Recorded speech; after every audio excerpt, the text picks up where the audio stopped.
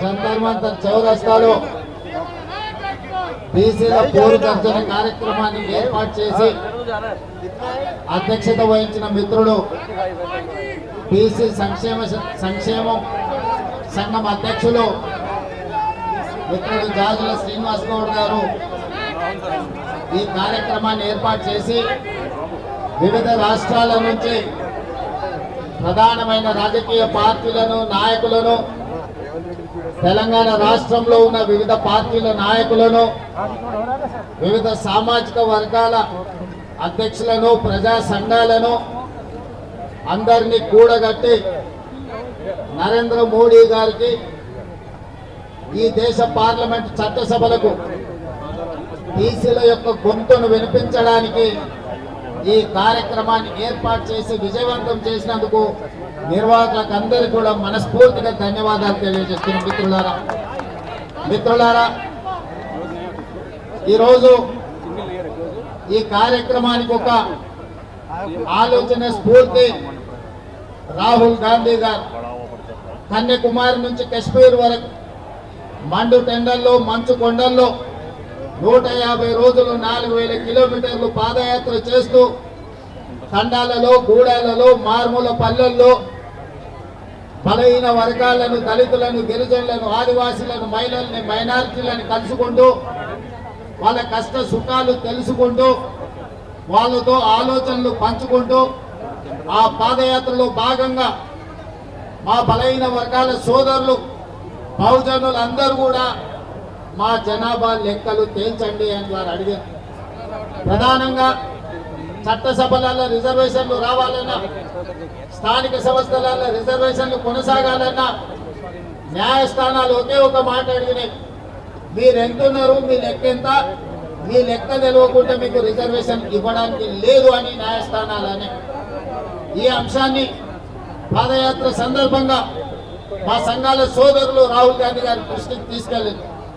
రాహుల్ గాంధీ గారు మా అందరితో చర్చించినప్పుడు దీనికి శాశ్వతమైన పరిష్కారం జనగణనతో పాటు కులగణన జరగాలి, ఈ దేశంలో ఎవరు ఎంతమంది ఉన్నారో లెక్క తేలాలి, దామాష ప్రకారం నిధులు నియామకాలు చేపట్టాలి అనే ఆలోచన కాంగ్రెస్ పార్టీ నిర్ణయం తీసుకున్నది. ఇది కాంగ్రెస్ పార్టీ విధానపరమైన నిర్ణయం. ఒక్కసారి కాంగ్రెస్ పార్టీ విధానపరమైన నిర్ణయం తీసుకున్నప్పుడు రాహుల్ గాంధీ గారు స్పష్టంగా పాదయాత్ర సందర్భంలో చెప్పిండు, మేము ఎక్కడ అధికారంలోకి వచ్చిన వెంబడే కులగణన చేసి తీరుతాము, కేంద్రంలో కూడా ఎర్రకోట మీద జెండా ఎగిరేసి ఈ దేశంలో జనగణనలో కులగణను చేర్చి ప్రతి కులం యొక్క లెక్క తేల్చి ఉద్యోగ ఉపాధి అవకాశాలే కాదు రాజకీయ రిజర్వేషన్లు కూడా పెంచుతాం దామాష ప్రకారం అని చెప్పి రాహుల్ గాంధీ గారు చెప్పడం జరిగింది. మరి మిత్రులారా ఈరోజు పార్టీ విధానపరమైన నిర్ణయం తీసుకొని రాహుల్ గాంధీ గారు ఈ దేశంలో ఉన్న 70 కోట్ల బలహీన వర్గాలకు మాట ఇస్తే ఆ మాట నిలబెట్టాల్సిన బాధ్యత ప్రతి ఒక్క కాంగ్రెస్ పార్టీ కార్యకర్తగా ఉన్నది. అందులో భాగంగానే నేను ఏ సామాజిక వర్గమైనా నా మీద ఏ ఒత్తిడి ఉన్నా రాహుల్ గాంధీ గారు ఇచ్చిన మాటను నిలబెట్టడానికి మొదటి సంవత్సరంలోనే, అసలు వాస్తవంగా చెప్పాలంటే డిసెంబర్ 7 నాడు మనము ప్రభుత్వాన్ని ఏర్పాటు చేస్తే ఫిబ్రవరి 4, 2024 నాడే శాసనసభలో మా మిత్రుడు పొన్నం ప్రభాకర్ గారి చేత తీర్మానాన్ని ప్రవేశపెట్టి 100 రోజులు తిరగక ముందే బలహీన వర్గాల లెక్క తేల్చడానికి చట్టసభలలో తీర్మానం చేసిన చరిత్ర మా ప్రభుత్వాన్ని, రాహుల్ గాంధీ గారి నాయకత్వాన్ని. అక్కడి నుంచి మొదలుపెట్టి ఆ ప్రక్రియను ఫిబ్రవరి 4, 2025 నాటికి పూర్తి చేసి చట్టసభలలో ప్రవేశపెట్టినాం. అందుకే ఫిబ్రవరి 4 తారీఖును ఈ రోజు సోషల్ జస్టిస్ డేగా ఎప్పటికీ శాశ్వతంగా జరుపుకోవాలని రాష్ట్ర ప్రభుత్వం నిర్ణయం తీసుకొని ఫిబ్రవరి 4ను సోషల్ జస్టిస్ డేగా ఈ రోజు మనం నిర్ణయించుకున్నాం. మిత్రులారా ఇవాళ మీరు ఆలోచన చేయండి, ఆనాడు తెలంగాణ ఉద్యమం జరిగిందే ఉద్యోగాల కోసం, ఉపాధి కోసం. తెలంగాణ రాష్ట్రం ఏర్పడిన తర్వాత ప్రభుత్వంలో ఉన్న ఉద్యోగ ఖాళీలను భర్తీ చేయమని విద్యార్థులు, నిరుద్యోగ యువకులు గల్లీ నుంచి ఢిల్లీ వరకు కొట్లాడి. కానీ ఆనాడు అధికారంలో ఉన్న ముఖ్యమంత్రి అయిన కుమారుడు ఉద్యోగ నియామకాలు చేపట్టలేదు. ఎన్ని పోరాటాలు చేసినా, ఎంతమంది పిల్లలు కొట్లాడినా, ఎంతమంది పిల్లలు ప్రాణాలు ఇచ్చినా ఆనాడు అధికారంలో ఉన్న వాళ్లకు చెవికి ఎక్కలేదు. అందుకే ఎన్నికల సందర్భంగా పాదయాత్ర చేసినప్పుడు నేను తెలంగాణ నిరుద్యోగ యువకులకు ఒక మాట చెప్పిన, ఇక మీరు ఉద్యోగాలు ఇవ్వండి అని అడగకండి, తండ్రి కొడుకుల ఉద్యోగం ఊడగొట్టండి, మీ ఉద్యోగాలు మీ ఇంటికి వస్తాయని ఆనాడు నేను చెప్పిన. ఆ మాట ప్రకారం తెలంగాణలో ఉన్న యువకులు తండ్రి కొడుకుల ఉద్యోగం ఊడగొడితే సంవత్సరం తిరిగే లోపల 59,000 ప్రభుత్వ ఉద్యోగ నియామకాలు చేపట్టి మా ప్రభుత్వం చిత్తశుద్ధిని నిరూపించుకున్నది. మరి ఇవాళ మిత్రులారా, బలహీన వర్గాల కోరిక అసంబద్ధమైన కోరిక కాదు, బలహీన వర్గాల కోరిక సంబద్ధమైన కోరిక. ఈ రోజు మీది ధర్మమైన కోరిక. ఒక ధర్మమైన కోరిక నెరవేర్చడానికి ప్రభుత్వాలు ముందుకు రావాలి, బాధ్యత తీసుకోవాలి. కానీ భారతీయ జనతా పార్టీ ఈనాడు అందుకు సిద్ధంగా లేదు. వాళ్ళకి విధానపరమైన ఆలోచననే బలహీన వర్గాలకు వ్యతిరేకం. ఇంతకుముందు మిత్రుడు శ్రీనివాస్ గౌడ్ చెప్పిన అంశాలన్నీ మళ్ళొక్కసారి చెప్పదలుచుకున్నా.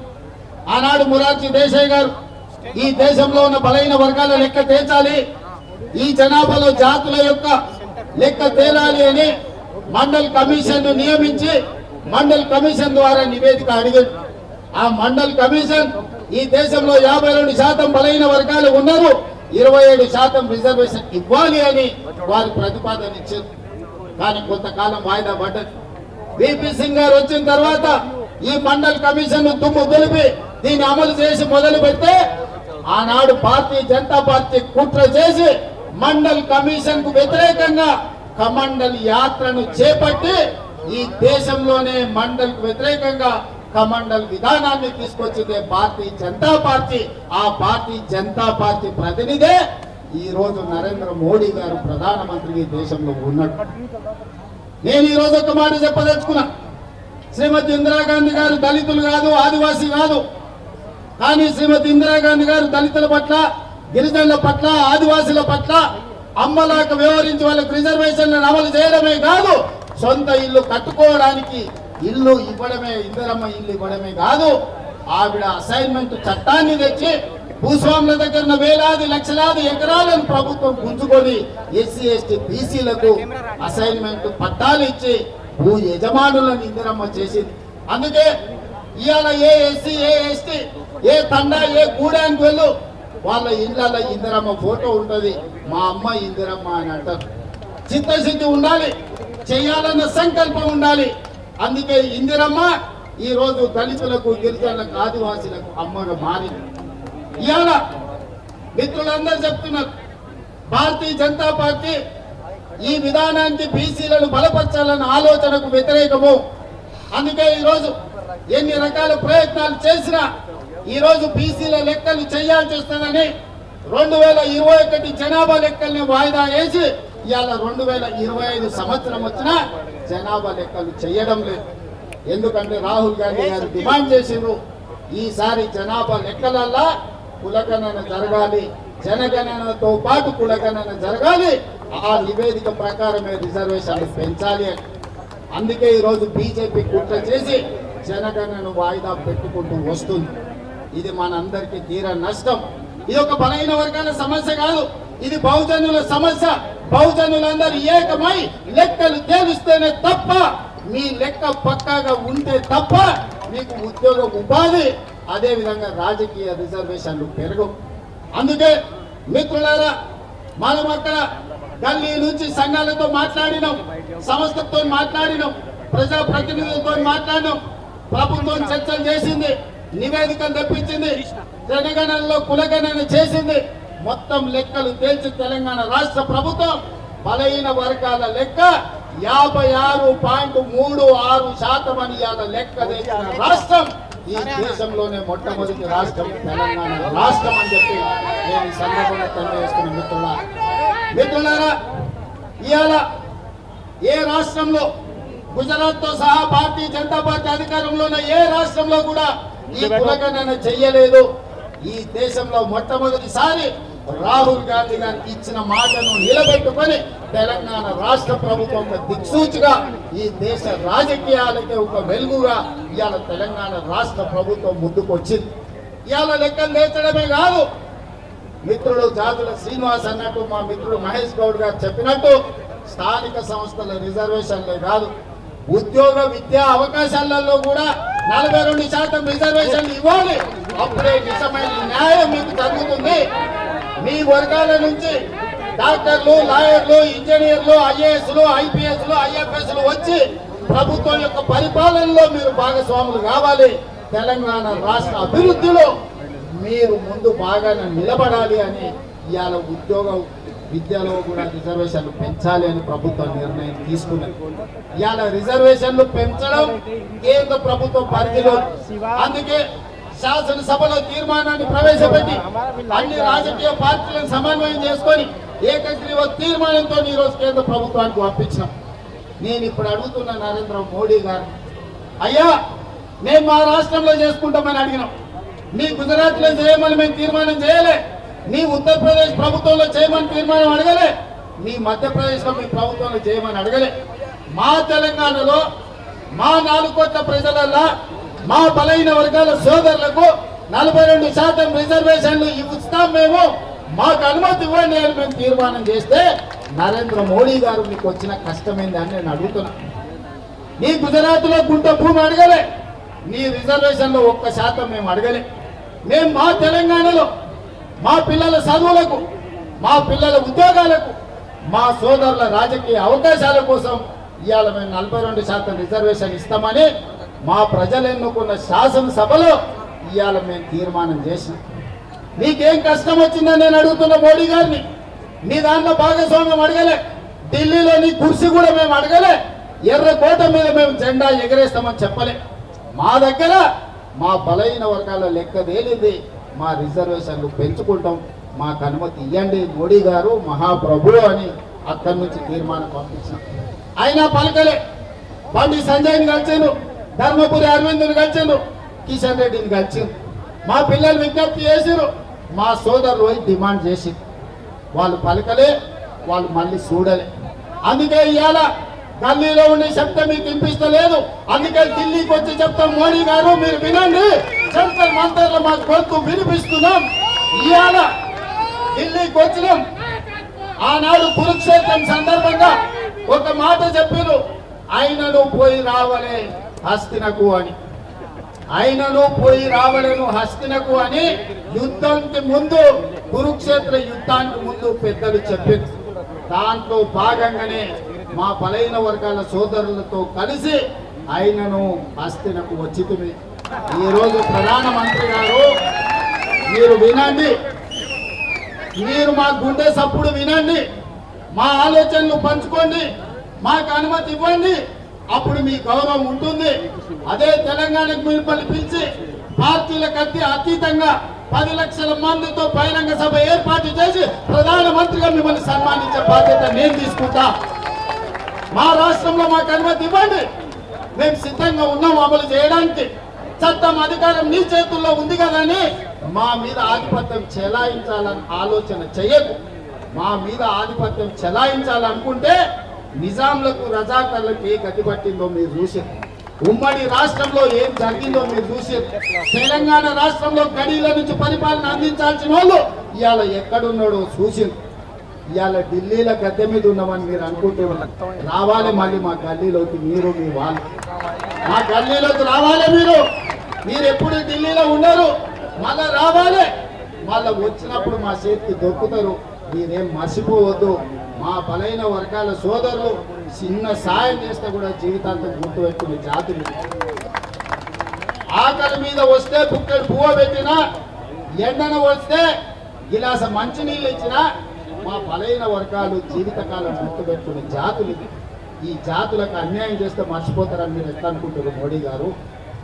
మీరు ఏ జాతి అని మేము అడుగుతలేము, మా జాతులకు ఎందుకు అన్యాయం చేస్తారని మేము అడుగుతున్నాం. మేము ఆ జాతులకు న్యాయం చేస్తామని మేము ముందుకు వచ్చినప్పుడు మమ్మల్ని ఎందుకు అడ్డుకుంటున్నారని నేను అడుగుతున్నా. ముఖ్యమంత్రిగా, ప్రధానమంత్రిగా మీరు ఈ దేశమంతా అమలు చేస్తారా లేదా నాకు తెలియదు. మీ గుజరాత్ రాష్ట్రంలో మీరు ఏం చేస్తారో నేను అడగట్లేదు. నా తెలంగాణ రాష్ట్రంలో ముఖ్యమంత్రిగా శాసనసభలో ఏకగ్రీవంగా తీర్మానం చేసిన బలైన వర్గాల రిజర్వేషన్ 42% ఇవ్వడానికి మీకు వచ్చిన కష్టమేంది, గుజరాత్ కు వస్తున్న నష్టమేందని నేను మోడీ గారిని అడగదలుచుకున్నాను. అందుకే ప్రధానమంత్రి గారు దయచేసి వినండి.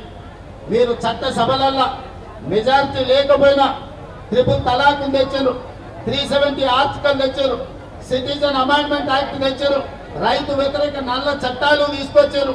ఇవాళ వక్ఫ్ బిల్లు తెస్తున్నారు. మీకు బలం లేకపోయినా, ఇన్ని బిల్లులు మీకు బలం లేకపోయినా, ఇన్ని రాజకీయ పార్టీలు మిమ్మల్ని వ్యతిరేకించినా మీరు అవన్నీ చట్టాలు చేసి ప్రజల నెత్తి మీద రుద్దారు. ఇవాళ కమ్యూనిస్టుల నుంచి కాంగ్రెస్ వరకు, ఎంఐఎం నుంచి బిఎస్పీ వరకు, ఈ రోజు సిపిఎం నుంచి సిపిఐ వరకు ప్రతి రాజకీయ పార్టీ అనుకూలంగా ఉన్నప్పుడు బలైన వర్గాల రిజర్వేషన్లు పెంచడానికి మీకు వచ్చిన బాధ ఏంది అని నేను అడుగుతున్న మోడీ గారు. ఇవాళ అన్ని రాజకీయ పార్టీలు మీకు అండగా నిలబడడానికి, మీకు ఆ సంగతి అర్థం కావడానికి చట్టసభలలో మీరు అనుమతి లేకపోతే జంతర్ మంతర్ చౌరస్తాలో 15-16 పార్టీలు ఈ రోజు ఈ వేదిక మీద నుంచి మేము అనుకూలమని చెప్పింది. అందుకే మా జాజుల శ్రీనివాస్ అన్ని రాజకీయ పార్టీలను ఇక్కడికి రప్పించి ఈ వేదిక మీద నుంచి ప్రధానమంత్రి గారికి విజ్ఞప్తి చేయించాడు. మా బలహీన వర్గాల సోదరులు వివిధ రాష్ట్రాల ఎంపీలను 60-70 మందిని వేదిక మీదకి రప్పించారు. ఇవాళ వివిధ రాజకీయ పార్టీలు ఇవాళ మేము అనుకూలం ఉన్నాయని చెప్పిన. పాలకపక్షం నువ్వు అనుకూలం ఉంటే ప్రతిపక్షంగా 100 ఎంపీలు మేమున్నాం. మాతోనున్న డిఎంకే కావచ్చు, ఎన్సిపి కావచ్చు, ఈరోజు అదేవిధంగా లాలూ ప్రసాద్ కావచ్చు, ములాయం సింగ్ గారి పార్టీ కావచ్చు, ఇన్ని రాజకీయ పార్టీలు ఇక్కడికి వచ్చిన తర్వాత మరి అందరూ శాఖాహారులు అయితే రొయ్యల గుట్ట మాయమైపోయిందని ఎక్కడికి కదా. మీరు బీసీల మేలు కోసమే ఉన్నామంటారు, బీసీల కోసం ప్రాణాలు ఇస్తామంటాడు మా బండి సంజయ్ సోదరు. మా ప్రాణాలు వద్దాయా? 42% రిజర్వేషన్ అడిగింది. మాకు మీ ప్రాణాలు వద్దు, మీ ప్రాణాలు మేమేం చేసుకుంటాము. 100 ఏళ్ళు నువ్వు మీ మోడీ సుభిక్షంగా ఉండండి, మాకు అభ్యంతరం లేదు. మాకు కావాల్సిందల్లా 42% రిజర్వేషన్ మా బలహీన వర్గాలు. అది కూడా మా రాష్ట్రంలోనే మేము చేసుకుంటాం అంటున్నాం. మేము గుజరాత్లో చేస్తామంటలేం, మేము ఉత్తరప్రదేశ్లో చేస్తామంటలేం.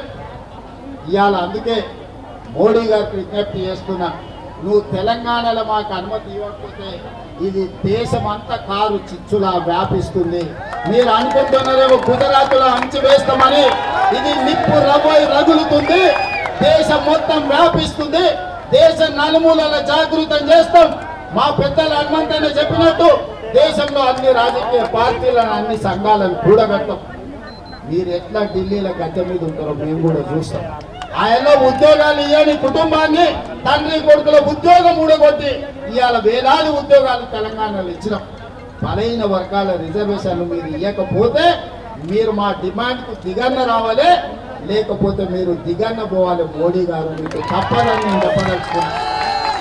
ఎక్కువ కాలం బీసీ ముసుగులో మీరు ప్రభుత్వాన్ని ఏలలేరు, మీరు గద్దె మీద కూర్చోలేరు. అందుకే మిత్రులారా, ఈరోజు మీ ధర్మమైన కోరిక నేను ఒక ఉదాహరణ చెప్పదలుచుకున్నా. 2015లో ఇక్కడనే మాదిగ ఉపకులాల వర్గీకరణ కోసం మందకృష్ణ మాదిగ ధర్నా చేసి జంతర్ మంతర్నే అలసిపోయి చెట్టు కింద కూర్చున్నాడు. నేను కూడా సంఘీభావం తెలుపుదామని వచ్చిన. అన్నా ఇన్ని చేసినా ఎవరు ఇంటలేరు, ఏం చేద్దామని నన్ను అడిగారు. మరి ఏం చేద్దామని నువ్వు అనుకుంటున్నావు అంటే నాకైతే ఆలోచన దక్కలేదు. ఎట్లా అన్నా, ఈ ధర్మమైన కోరిక ధర్మయుద్ధం ప్రకటించని చెప్పి పరేడ్ గ్రౌండ్లో మాదిగ ఉపకులాల ధర్మయుద్ధం ప్రకటించి విజయం సాధించిండు, లక్ష్యానికి చేరుకున్నాడు. ఇవాళ మా మిత్రులకు అందరికీ నేను ఒకటే మాట చెప్పదలుచుకున్నా. ఇవాళ చెబితే విన్నారా? సరే విననప్పుడు మన బలం ఏందో చూపించాలి. మన ధర్మమైన కోరిక కోసం మా బలైన వర్గాలు ధర్మ యుద్ధం ప్రకటించండి. మీకు అండగా నిలబడతా, మీకు తోడుగా ఉంటా. ఇది ఢిల్లీ కొట్టుడు కాదు,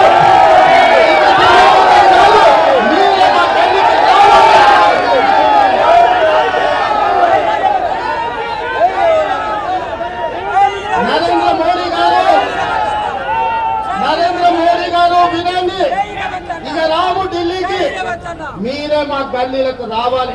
మా ధర్మమైన కోరిక కోసం ఈ రోజు ఇక్కడికి వచ్చినాం. సంధిలో భాగంగానే మీ దగ్గరకు వచ్చి మీ విజ్ఞప్తి చేసినాం. కురుక్షేత్రంలో ఆనాడు కృష్ణుడు చెప్పిండు సయోధ్య కుదుర్చుకుందాం 5 గ్రామాలు ఇయ్యమని. కానీ దుర్యోధనుడు వినలేదు, బిర్ర వీగిండు. చివరికి కురుక్షేత్రంలో ఏం జరిగిందో మీరు చూసింది. ఇవాళ కూడా మా తెలంగాణ రాష్ట్రంలో మాకు అనుమతి ఇచ్చండి, మా బలైన వర్గాలకు 42% రిజర్వేషన్లు మేము ఇచ్చుకుంటామని మేము అడుగుతున్నాం. సయోధ్యలో భాగంగానే నరేంద్ర మోడీ గారికి ఈనాడు హస్తినకు వచ్చి మేము విజ్ఞప్తి చేస్తున్నాం. ఇక మళ్ళీ విజ్ఞప్తులు తీసుకొని మళ్ళీ హస్తినకు రాము. మీరు ఎట్లా గల్లీలకు వస్తారో చూస్తాం. తొందరలోనే మా బలైన వర్గాల సోదరులకు, మా బహుజన సోదరులకు నేను విజ్ఞప్తి చేస్తున్నా. అదే పరేడ్ గ్రౌండ్ లో ధర్మ యుద్ధం ప్రకటించండి. 10 లక్షల మందితో మన బలమేందో చూపిద్దాం.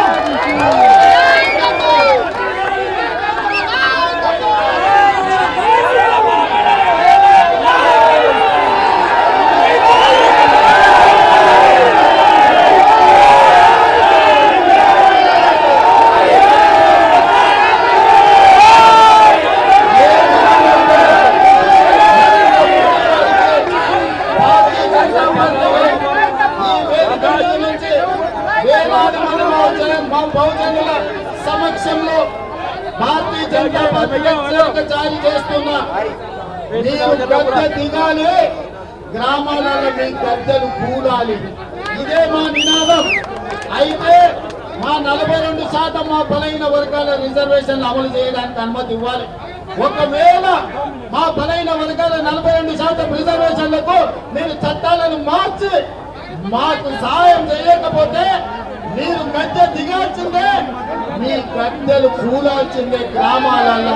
మా బలైన వర్గాల సోదరులారా, ఇప్పుడు రాకపోతే ఎప్పుడు రాదు, ఇప్పుడు రాకపోతే ఎప్పటికీ రాదు. ఇంత ఊపు మళ్ళీ తేవు. ఈనాడు నేను విజ్ఞప్తి చేస్తున్నా, మీకు అండగా నిలబడే మీ సోదరుడు తెలంగాణ రాష్ట్రానికి ముఖ్యమంత్రిగా ఉన్నాడు. ఎవరు ఏమనుకున్నా మీకు అండగా నిలబడే ధర్మం నా మీద ఉన్నది. రాహుల్ గాంధీ గారి మద్దతు మీకున్నది. రాహుల్ గాంధీ గారి నాయకత్వంలో మీకోసం కొట్టాలి. గల్లీ నుంచి ఢిల్లీ వరకు ఏకం చేసి అన్ని రాష్ట్రాలలో బలాన్ని కూడగట్టి బలైన వర్గాల రిజర్వేషన్లు తీర్చే బాధ్యత కాంగ్రెస్ పార్టీ రాహుల్ గాంధీ గారు తీసుకున్నారు. మీరందరూ ఏకమై రేపు జరగబోయే ధర్మ యుద్ధంలో మన బలమేందో పరేడ్ గ్రౌండ్ లో ప్రదర్శించండి. ఎంత మోడీ దిగిరాడో, ఎంత మన రిజర్వేషన్లు మన ఇంటికి రావు. ఒకవేళ అది రాకపోతే ఎర్ర కోట మీదనే మనమే జెండా ఎగరేసుకుందాం సోదరులారా. బలహీనం అనుకోకు, మేము గౌరవంగా ఉన్నాం, మీ గౌరవం ఇచ్చినాం. అందుకే ఇవాళ జంతర్ మంతర్కి వచ్చినాం.